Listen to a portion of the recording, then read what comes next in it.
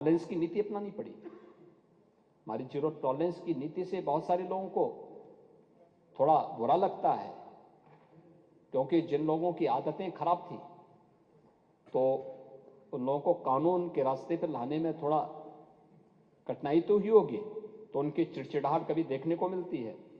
लेकिन इसके लिए हमने पुलिस में भी रिफॉर्म किए, भर्ती की प्रक्रिया को आगे बढ़ाया, उनकी ट्रेनिंग को अपग्रेड किया। 7 पुलिस कमिश्नरेट लखनऊ, गौतम बुद्ध नगर, कानपुर, वाराणसी, आगरा, गाजियाबाद और प्रयागराज में इस व्यवस्था को लागू किया। 75 जनपदों में साइबर सेल के थाने स्थापित करने की कार्रवाई को अंतिम रूप दिया। साइबर क्राइम मुख्यालय लखनऊ पर एडवांस साइबर फॉरेंसिक लैब, 18 क्षेत्रीय थानों में बेसिक साइबर फॉरेंसिक लैब और 75 जनपदों में साइबर क्राइम थानों की स्थापना की कार्रवाई को भी हम लोगों ने प्रारंभ किया। और उत्तर प्रदेश फॉरेंसिक इंस्टीट्यूट की स्थापना भी लखनऊ में की है, जिसमें सत्र भी प्रारंभ हो चुका है। उनका फर्स्ट सेशन इसी वर्ष प्रारंभ हुआ है। 1,55,600 से अधिक पुलिस कार्मिकों की भर्ती संपन्न की है, जिनमें से 22,670 केवल महिला कार्मिक हैं। 68,600 से अधिक पदों पर भर्ती की प्रक्रिया वर्तमान में प्रचलित है। और इस दौरान हम लोगों ने पुलिस प्रशिक्षण के केंद्रों की क्षमता को भी लगभग 3 गुना किया है।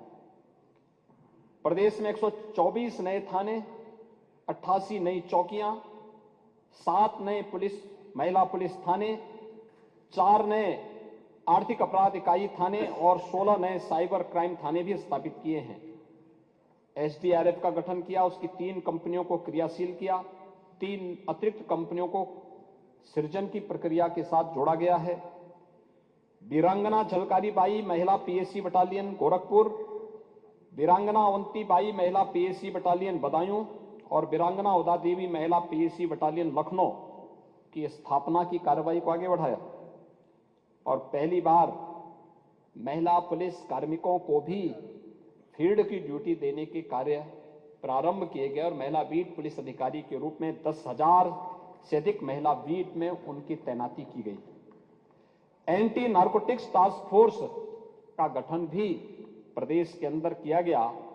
इसके साथ साथ प्रदेश ने महत्वपूर्ण प्रतिष्ठानों की सुरक्षा के लिए स्पेशल सिक्योरिटी फोर्स का गठन किया। स्पेशल सिक्योरिटी फोर्स एसएसएफ ही अयोध्या धाम में भगवान राम के भव्य और दिव्य मंदिर की सुरक्षा में लगाई गई है। एसएसएफ, उत्तर प्रदेश एसएसएफ, जिसकी ट्रेनिंग आधुनिक पद्धति से कराई गई है और उसके कमांडो ही वहां सुरक्षा में तैनात हैं। देवबंद, सहारनपुर में, बहराइच, अलीगढ़, कानपुर सहित अन्य जनपदों में एटीएस की नई फील्ड यूनिट का गठन भी किया गया है। और प्रदेश में आज जब हम लोग प्रदेश की कानून व्यवस्था और सुरक्षा के माहौल को देखते हैं तो देश के अंदर स्वाभाविक रूप से इसको एक मॉडल के रूप में माना जाता है। एनसीआरबी के आंकड़े जो बताते हैं 2016 के सापेक्ष 2023 में अगर आप देखेंगे तो डकैती के मामलों में लगभग 87% कमी आई है, लूट के मामलों में लगभग 76% कमी आई है, हत्या के मामले में 43% कमी आई है, बलवा के मामले में 64%, फिरौती और अपहरण के मामलों में 72% और दुष्कर्म के मामलों में 46% की कमी देखने को मिली है।